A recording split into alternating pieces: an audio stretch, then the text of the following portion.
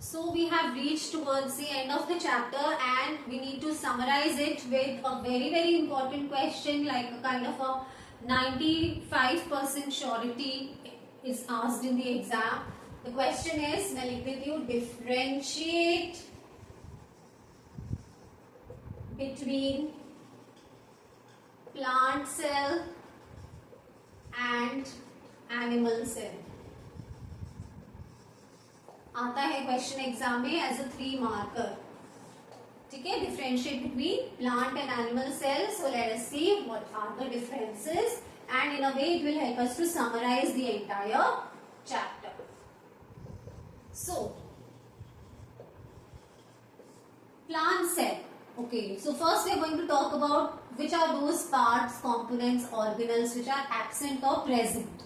So plant cell में आपको याद है कि cell wall, बहुत important point है इसका, cell wall is present. और वही animal cells में cell wall is absent. और कैसा, कौन सा एक ऐसा ऑर्गेनल है या कंपोनेंट है जो प्रेजेंट है प्लांट सेल में पर एब्सेंट है एनिमल सेल में? सोचो, plastids. So plastids are present और यहां पे एनिमल सेल में प्लास्टिड्स आर एब्सेंट. देन अब कोई प्रेजेंट एब्सेंट वाला तो नहीं है point, but the point is about the vacuole. Okay, vacuoles are present both in plant and animal cell, but plant cell में कैसे है, 1 और 2 big sized vacuoles are present. कहां पे? Occupying the which area of the cell? The central prominent area of the cell. कहाँ present है वो? Central prominent area में बड़े एक या 2 वैक्यूल्स प्रेजेंट है in case of a plant cell. Whereas in case of animal cell many, but कैसे? Small sized. Many small sized vacuoles are present inside the cell. ठीक है, सो ये 3 major differences हैं between plant cell and animal cell के. So with this we have completed the chapter. अब बच्चे एक doubt रहता है मोस्टली सब बच्चों का कि टीचर्स ने चैप्टर तो पढ़ा दिया पर जो बुक में जो डायग्राम गिवन है प्लांट और एनिमल सेल का वो बहुत कॉम्प्लिकेटेड है. सो वैसा ही डायग्राम बनाना है या कैसा डायग्राम बनाना है?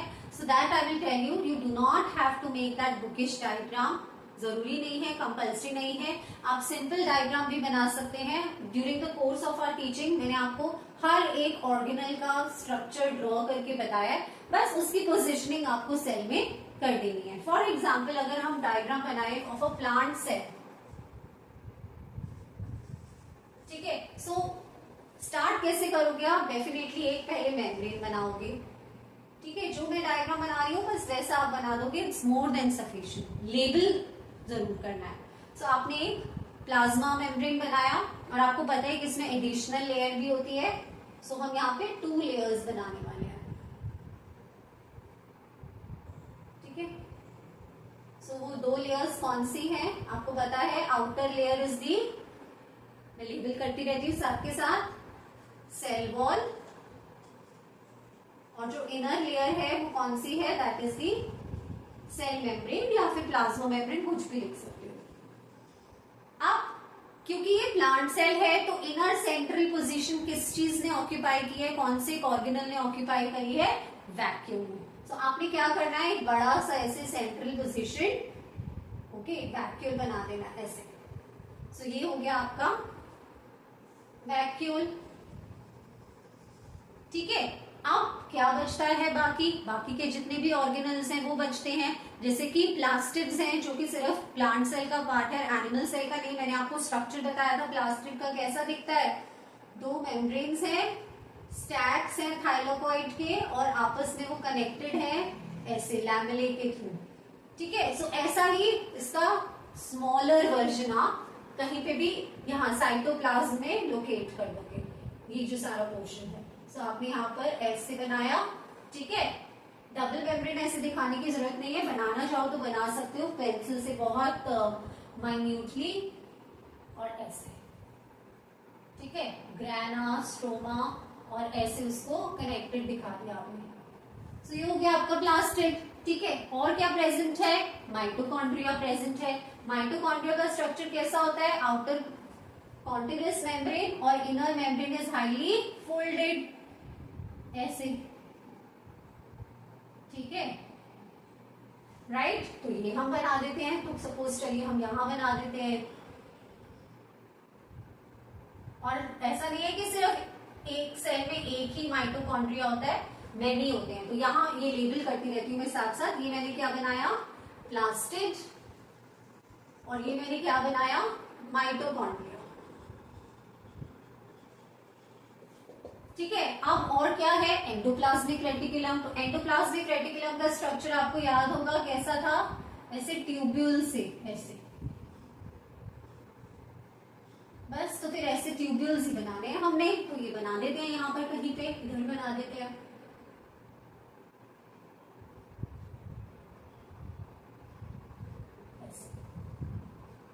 ठीक है। तो ये क्या हो गए हमारे, ये हो गया हमारा एंडोप्लाज्मिक रेटिकुलम।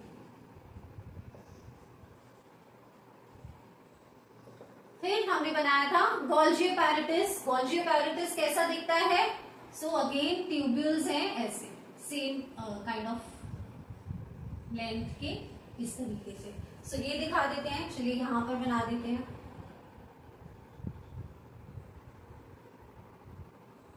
ठीक है। सो ये हो गए हमारा गोल्गी बॉडीज, ठीक है। इतने ये सारे स्ट्रक्चर्स आपने दिखा दिए। और राइबोसोम्स बना सकते हो। राइबोसोम्स तो छोटे छोटे बस वेसिकल्स बनाने आपको ऐसे, ठीक है। ये ऐसे स्कैटर्ड कहीं पे भी दिखा दो सेल में, और इनको लेबल कर दो आप राइबोसोम्स, ठीक है। सो बाकी ये सारा आपका क्या है, एक आप यहाँ पर ये जो एम्प्टी स्पेस देख रहे हो, आप इसको लेबल कर सकते हो एज साइटोप्लाज्म। न्यूक्लियस भूल गए, न्यूक्लियस से बनाना है अभी। सो यहाँ साइड में कहीं पेरिफेरी में हम क्या दिखा देते हैं, इधर डेंस स्ट्रक्चर ऐसे, ठीक है। या तो बिल्कुल ऐसे दिखा दो, या फिर विद द न्यूक्लियर मेम्ब्रेन वैसे दिखाना है वैसे दिखा दो, दैट इज द न्यूक्लियस, ठीक है। बाकी आप क्या कर सकते हो, अगर आपको बहुत एम्प्टी लग रहा है अपना डायग्राम, तो आप ये कुछ ऑर्गेनल्स क्या है रिपीट कर सकते हो। जैसे यहाँ पर आप प्लास्टिड्स दोबारा बना सकते हो,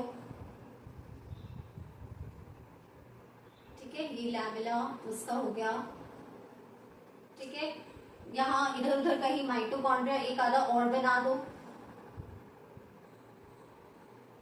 ऐसे,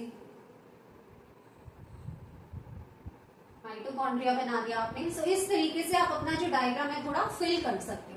बट अदरवाइज इतना डायग्राम बना के अगर आप ये सारे पार्ट्स जितने भी हमने पढ़े हैं ऑर्गेनल्स, अगर आप उन्हें लेबल कर दोगे, so you are going to definitely get full marks. There is no need at all to draw that bookish complicated diagram. एक simple diagram, simple version भी more than enough है, ठीक है।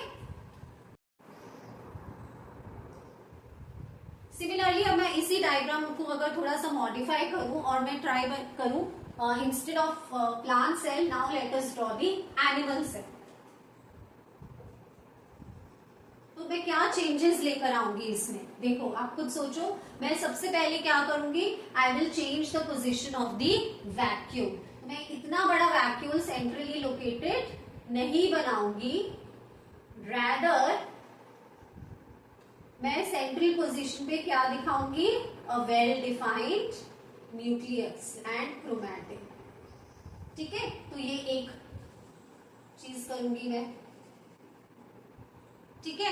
दूसरा, न्यूक्लियस यहां नहीं दिखाऊंगी मैं पेरिफेरी पे, because nucleus occupies the central position, right.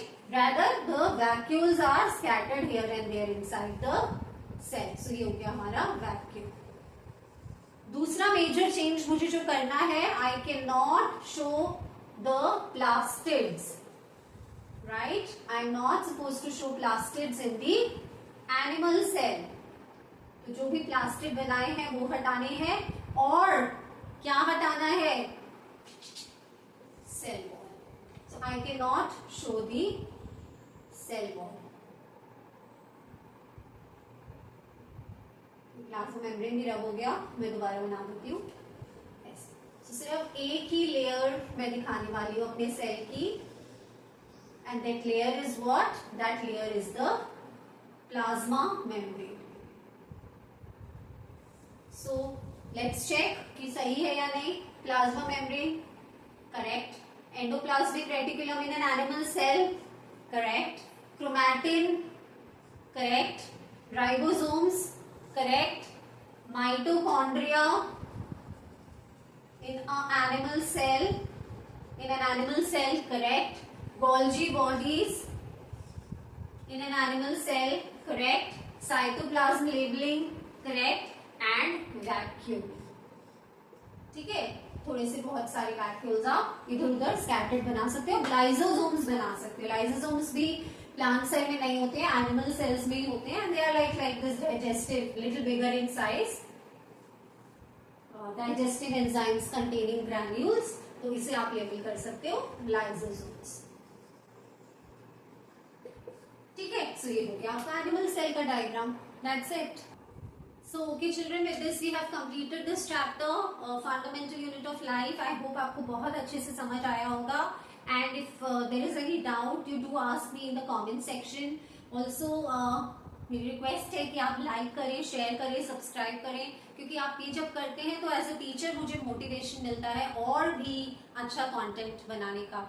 So do write your comments also, how you liked the video, what changes you want and all those things. ठीक है, so मिलते हैं अगले वीडियो में next time with a new chapter. Bye, take care.